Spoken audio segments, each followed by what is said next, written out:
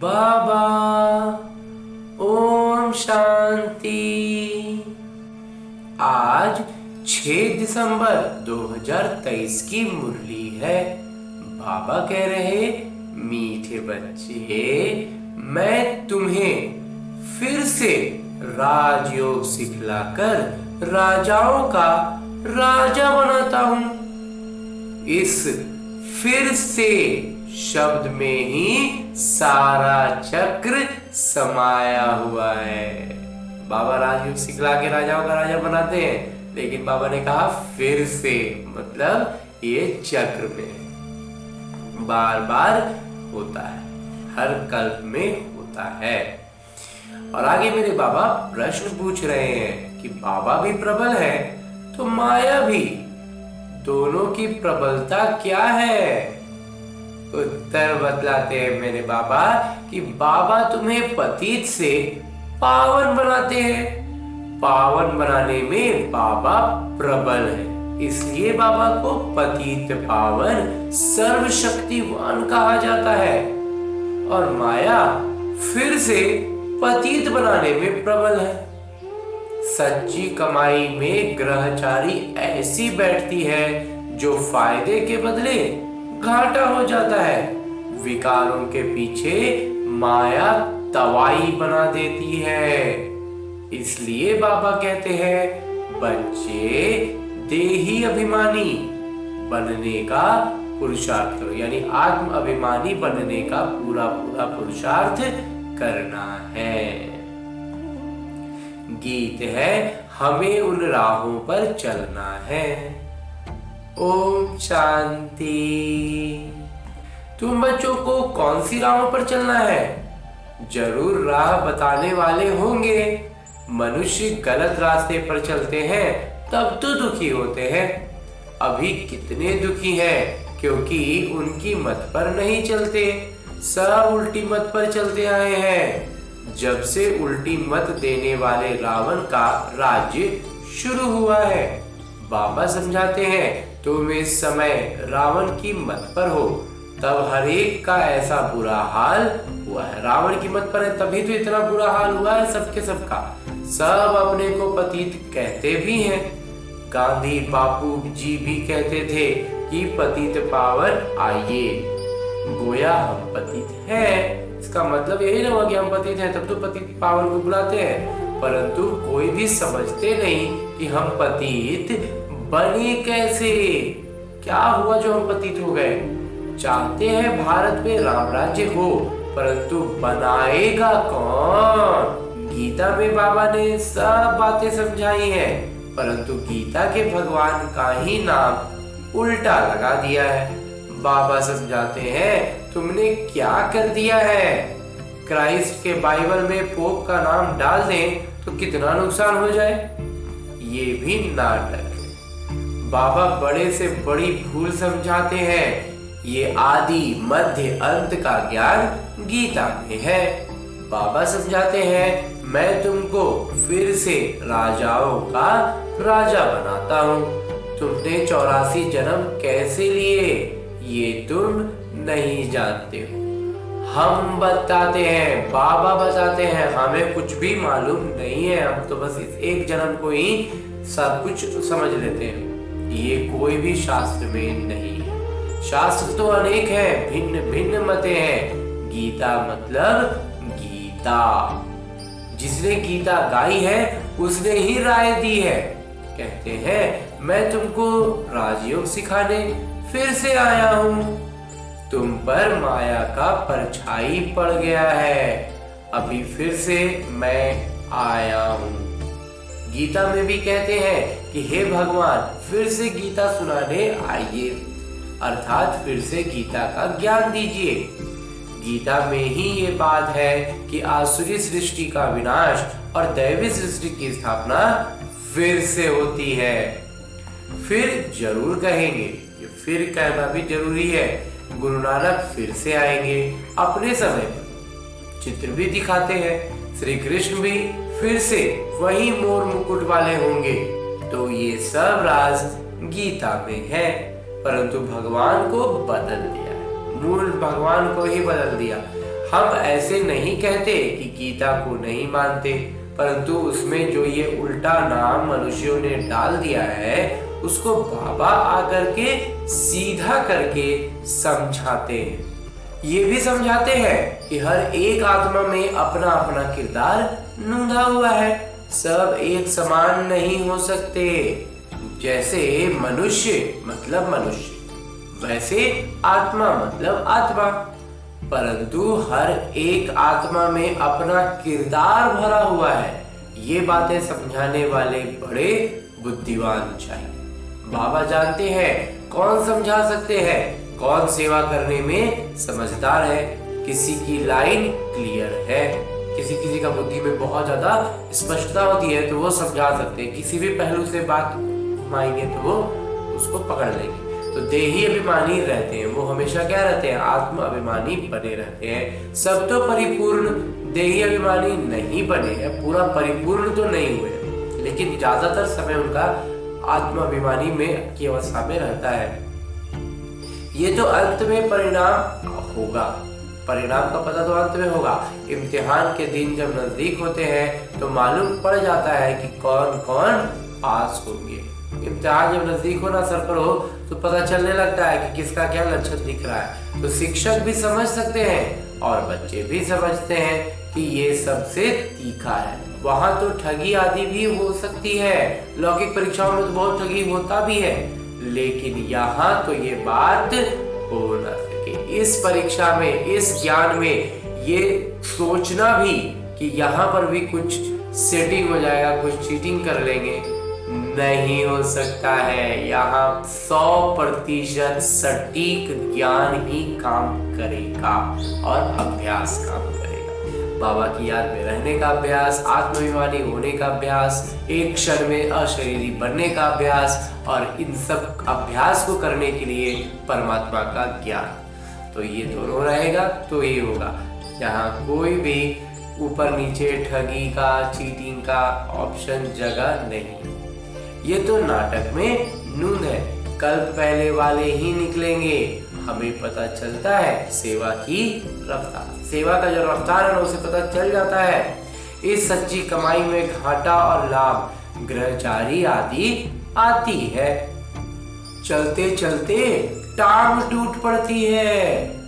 गंधर्वी विवाह करने के बाद फिर माया एकदम तवाई बना देती। कई बार गंधर्वी विवाह करते हैं, लेकिन फिर चूंकि विवाह तो विवाह है, विकार अपनी जगह ढूंढ लेता है। माया भी बड़ी प्रबल है। बाबा प्रबल है पावन बनाने में, इसलिए उनको सर्वशक्तिवान पतित पावन कहा जाता है। और फिर माया प्रबल है पतित बनाने में, माया भी पूरा बल लगा देता है पतित बनाने में। सतयुग में तो माया होती नहीं, वो है ही निर्विकारी दुनिया। अभी है एकदम विकारी दुनिया। कितनी जबरदस्त प्रबलता है, विकारों की प्रबलता बहुत जबरदस्त है। चलते चलते माया एकदम नाक से पकड़ तवाई बना देती है, फारकती दिला देती है। इतनी प्रबल है, पूरा बाबा का एकदम छुड़वाइए के दम लेता है, इतना दूर कर देता है बाबा से।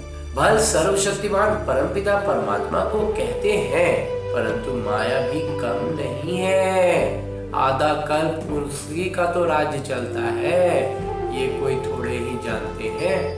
दिन और रात आधा आधा होता है, ब्रह्मा का दिन ब्रह्मा की रात। फिर भी सतयुग को लाखों वर्ष, कलयुग को कितने वर्ष देते हैं। अभी बाबा समझाते हैं तो समझ में आता है, ये तो बिल्कुल सही है।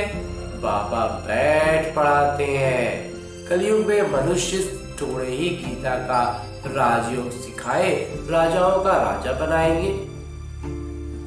ऐसे तो कोई है नहीं जिसकी बुद्धि में हो कि हम राजयोग सीख राजाओं का राजा बनेंगे।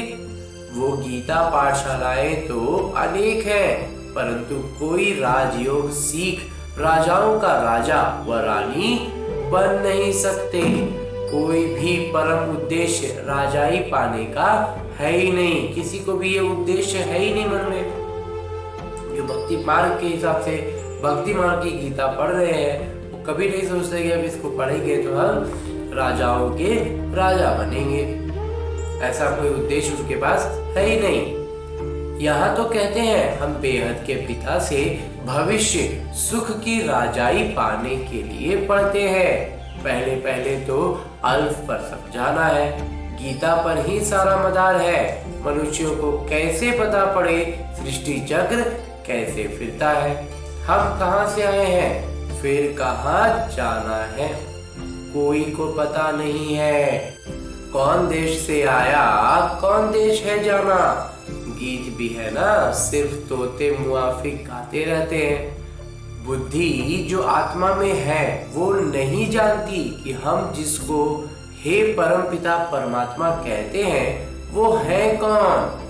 उनको न देख सकते हैं न जान सकते हैं। आत्मा का तो फर्ज है ना बाबा को जानना देखना।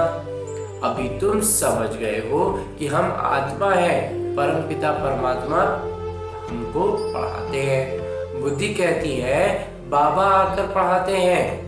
जैसे किसी की आत्मा को बुलाते हैं तो समझते हैं ना कि उनकी आत्मा आई है। तो तुम समझते हो कि हम आत्मा है, हमारा वो पिता है। बाबा से जरूर वर्षा मिलना चाहिए। हम दुखी हुए हैं क्यों? मनुष्य लोग कह देते बाबा ही सुख दुख देने वाले, भगवान ही सुख दुख सब देते हैं।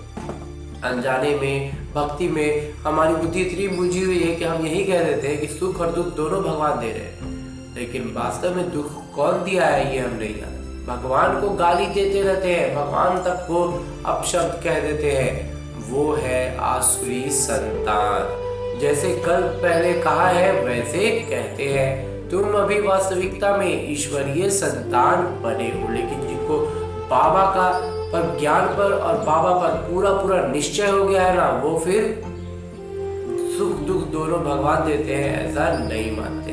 तो आगे तुम आसुरी संतान थे, पहले अभी तक क्या थे, रावण की कैद में थे, रावण का ही गुलामी कर रहे थे। अब बाबा कहते हैं निरंतर मुझे याद करो। किसी को भी ये दो अक्षर समझाना बहुत सहज है। तुम भगवान के बच्चे हो। भगवान ने स्वर्ग रचा, अब नर्क बना है। भगवान रचे तो स्वर्ग थे, लेकिन धीरे धीरे वो नर्क बन गया है। फिर स्वर्ग बाबा ही रचेंगे। तो बाबा हमको राजयोग सिखला रहे हैं, स्वर्ग की स्थापना कर रहे हैं। अच्छा, शिव को नहीं जानते हो? प्रजापिता ब्रह्मा को भी रचने वाले वो पिता है, तो जरूर ब्रह्मा पिता द्वारा ही सिखाएंगे। तो ब्रह्मा बाबा भी पिता के समान हो गए, तो उनको वही हमें सिखाएंगे, क्योंकि आधार उन्हीं के तन का लेते हैं बाबा। तो अभी शूद्र वर्ण में हम ब्राह्मण से देवता क्षत्रिय बनेंगे, नहीं तो विराट रूप क्यों बनाया है? चित्र ठीक है, बाबा कहते हैं ये विराट चित्र बनाया वो भी ठीक है, परंतु समझ नहीं सकते, अपने से नहीं समझेंगे। फिर उनको जो भी देखेंगे बच्चे आत्मा, उनको बताना पड़ेगा, समझाना पड़ेगा। शूद्रों को वो ब्राह्मण कौन बनाएंगे? जरूर प्रजापिता ब्रह्मा चाहिए। उनको कैसे गोद लिया? जैसे तुम कहते हो ये मेरी स्त्री, उनको मेरी कैसे बनाया? अडॉप्ट किया, उनको अपनाया, सामाजिक रूप से उनको एक साथ एक परंपरागत तरीके का काम किए, और वो फिर अब मेरी हो गई, अब मेरी पत्नी है, मेरी स्त्री है। तो बाबा कहते हैं वैसे ही बाबा ने ब्रह्मा बाबा को अडॉप्ट किया, अपनाया, उनको अपना बना लिया। बाबा कहते हैं मुझे भी माता पिता कहते हो, मैं पिता तो हूँ, मेरी कहाँ से लाऊं? मैं तो पिता हूँ, लेकिन मेरी स्त्री जो है वो कहाँ से लाऊं? तो इसमें प्रवेश कर इनका नाम ब्रह्मा रखता हूँ। स्त्री अडॉप्ट की जाती है। स्त्री को क्या होता है, बाहर से सामाजिक रूप से जो भी परंपराएं हम निभाते हैं, लेकिन वास्तविकता में वो तो बाहर से लाते हैं ना, और तब फिर हम आगे संतान को जन्म देते हैं। भले वो विकारी विधि है, विकार से ही होता है, लेकिन कुख वंशावली तो होती है ना। बाबा कहते हैं स्त्री अडॉप्ट की जाती है। जैसे लौकिक पिता स्त्री को अडॉप्ट कर कुक वंशावली रचते हैं। वो एक स्त्री को अडॉप्ट करते हैं, उसको मेरी बनाते, कहते हैं वो मेरी स्त्री है, मेरी पत्नी है, फिर उसके साथ कुक वंशावली रचते हैं। बाबा ने फिर इनमें प्रवेश कर इनको अडॉप्ट कर इनके मुख द्वारा मुख वंशावली बनाई। उसमें लौकिक प्रक्रिया में क्या होता है, कुक वंशावली बनाते हैं, यहाँ बाबा उनके का इस्तेमाल करके मुख वंशावली बना रहे हैं। तुम कहते हो हम ब्राह्मण ब्राह्मणिया हैं, जरूर इनका ही नाम ब्रह्मा है। ब्रह्मा किसका बच्चा? शिव बाबा का। तो इनको किसने अडॉप्ट किया? बेहद के पिता ने। तो दृष्टांत बड़ा अच्छा है, परंतु जिसकी बुद्धि में बैठा होगा वो समझा सकेंगे, बुद्धि में नहीं होगा तो उनको समझाने आएगा ही नहीं। लौकिक और परलौकिक पिता तो है ना, वो भी स्त्री को अडॉप्ट कर मेरी कहते हैं। वो भी स्त्री को क्या होता है, कहीं अलग दूसरे अलग स्थान से अडॉप्ट करते हैं, उसको अपनाते हैं और फिर कहते हैं वो मेरी पत्नी है, मेरी स्त्री है। ये फिर इनमें प्रवेश कर अडॉप्ट करते हैं। वैसे ही ये शिव बाबा जो है ये इनमें प्रवेश करते हैं और इसको अडॉप्ट करते हैं, अपनाते हैं। खुद कहते हैं मुझ निराकार को इनका आधार लेना पड़ता है, तो नाम भी बदली कर देता हूँ। एक ही समय कितनों का नाम रखें, नाम की लिस्ट भी तुम्हारे पास होनी चाहिए, प्रदर्शनी में नाम की लिस्ट भी दिखानी चाहिए। बाबा ने कैसे एक ही समय नाम रखे, बाबा ने हमको अपना बनाया तो नाम बदलाया। उनको भृगु ऋषि कहते हैं, जन्म पत्री तो भगवान के पास ही है, वंडरफुल नाम है। अब सभी तो है नहीं, अब उसमें सबके नाम तो आएंगे नहीं ना, क्योंकि सब अभी उस लेवल पर पहुंचे नहीं, उस स्तर पर। तो कोई तो आश्चर्य में तो भागंती भी हो गए। तो कुछ बच्चे आज रहते हैं, कल फिर नहीं रह जाते हैं, माया खींच के ले जाता है। तो उसमें सबसे प्रमुख में क्या आता है, बाबा कहते हैं नंबर 1 दुश्मन, सबसे बड़ा दुश्मन है तो वो है काम। ये काम विकार बहुत तंग करता है, उस पर जीत पानी है। गृहस्थ व्यवहार में इकट्ठे रहकर उन पर जीत पानी है। ये है प्रतिज्ञा। अपनी वृत्ति देखनी है, कर्मेंद्रियों से भी कर्म नहीं करना है। तूफान तो सबको आते हैं, इसमें डरना नहीं है।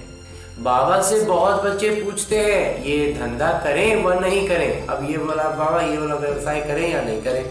बाबा लिखते हैं मैं कोई तुम्हारे धंधे आदि को देखने आया हूँ क्या? अब मैं तुम्हारा एक एक धंधा देखते चलूं? मैं तो शिक्षक हूँ, पढ़ाने के लिए मैं ज्ञान दे दूंगा। अब तुम्हें अपनी बुद्धि को इतना प्रखर करना है, ज्ञान को इतना मंथन करना है कि तुम्हारी खुद की बुद्धि इतनी काम करनी चाहिए कि मालूम चल जाए कि ये काम करने लायक है या नहीं है, ये करना चाहिए या नहीं चाहिए। बाबा कहते हैं मैं एक एक का धंधा देख के थोड़ी बताता रहूंगा, धंधे की बात हमसे क्यों पूछते हो? बाबा ज्ञान देने आए हैं ना, बाबा से ज्ञान लेना है। मैं तो राजयोग सिखाता हूँ, रुद्र यज्ञ भी गाया हुआ है, श्री कृष्ण यज्ञ नहीं। बाबा कहते हैं लक्ष्मी नारायण में ये सृष्टि चक्र का ज्ञान ही नहीं है। अगर ये मालूम हो कि 16 कला फिर 14 कला बनना है तो उसी समय ही राजाई का नशा उड़ जाए। जैसे ही मालूम चल जाएगा ना कि हम अभी 16 कला है, फिर धीरे धीरे मेरा कला कम होगा ना, तो वो 16 कला का सुख भी नहीं ले पाएंगे। वहां तो है ही सदगति, सदगति दाता तो एक है, वहीं आकर युक्ति बताते हैं, दूसरा कोई बतला न सके। पहले पहले ये बात उठाओ कि किसने कहा है काम महाशत्रु है? कौन बोल रहे हैं? मेरे बाबा बताते हैं कि काम महाशत्रु है। ये भी कहते हैं कि विकारी दुनिया और निर्विकारी, ये जानते हैं कि एक विकारी दुनिया है और एक निर्विकारी दुनिया भी है। भारत में ही रावण को जलाते रहते हैं, सतयुग में थोड़े ही जलाएंगे। अगर ये कहते हैं कि अनादि है, सतयुग में भी था, फिर तो सब जगह दुख ही दुख होगा, फिर स्वर्ग कैसे कहेंगे? ये बातें समझानी है। हर एक की रफ्तार अपनी अपनी पता लग जाता है कि कौन अच्छी रफ्तार वाला है। संपूर्ण तो कोई नहीं बने, बाकी हाँ सतो रजो तमो तो होते ही हैं। बुद्धि हर एक की अलग अलग है। जो श्रीमत पर नहीं चलते वो है तमो प्रधान बुद्धि। अपने को सुनिश्चित नहीं करेंगे तो भविष्य 21 जन्मों के लिए कैसे मिलेगा। मरना तो है ही, तो क्यों ना सुनिश्चित कर देना चाहिए, इंश्योर कर दें तो अच्छा रहेगा ना। सब कुछ उनका ही तो है, तो परवरिश भी वो करेंगे। जब सब कुछ उनका है तो परवरिश भी वही करेंगे ना। भले कोई सब कुछ दे देते हैं परंतु सेवा नहीं करते। जो दिया वो खाते रहते हैं, तो बाकी जमा क्या होगा, कुछ भी नहीं। तो सेवा का सबूत चाहिए। देखा जाता है कि कौन पंडे बन जाते हैं। नए बीके भी आपस में सेंटर चलाते हैं, उनके भी आफरीन दी जाती है। ये ज्ञान तो बड़ी सहज है। वानप्रस्थ अवस्था वालों को जाकर समझाओ वानप्रस्थ अवस्था कब होती है। बाबा ही गाइड बन सबको ले जाएंगे। तुम जानते हो बाबा ही कालों का काल है। हम तो खुशी से बाबा के साथ इकट्ठे जाना चाहते हैं। हम तो बाबा तो हमें ज्ञान दे करके मीठे बच्चे कह कर हमें गोद ले रहे हैं, गोद में उठा रहे हैं, तो हम तो बाबा के साथ खुशी खुशी जा रहे हैं। जो नहीं पहचान रहे बाबा को, बाबा से दूर भाग रहे हैं, उनके लिए बाबा कालों का काल है। पहले पहले तो मुख्य बात ये उठाओ कि गीता के भगवान कौन है, जिन्होंने रचना रची। लक्ष्मी नारायण को राजयोग किसने सिखाया। उनकी भी राजधानी स्थापन हो रही है और कोई राजधानी स्थापन करने आते नहीं, बाबा ही राजधानी स्थापन करने आते हैं। सब पतितों को पावन बनाते हैं। ये है विकारी दुनिया और वो होगी निर्विकारी दुनिया। दोनों में नंबरवार मर्तबे हैं। अब उसमें जो पद मिलेंगे ना, वो पूरा पद पुरुषार्थ के अनुसार होगा। जो श्रीमत पर चलने वाले होंगे उनकी बुद्धि में ही ये बातें बैठ सकती हैं। जब तक श्रीमत पर चलते नहीं रहेंगे ना, ये बातें समझ में ही नहीं आएंगी। अच्छा, मीठे मीठे सिकिलते बच्चों प्रति माता पिता बाबा का याद प्यार और आशीर्वाद। रूहानी बाबा की रूहानी बच्चों को नमस्ते। हम रूहानी बच्चों की ओर से रूहानी बाबा को, माता पिता को याद प्यार और प्रणाम। धन्यवाद बाबा, धन्यवाद।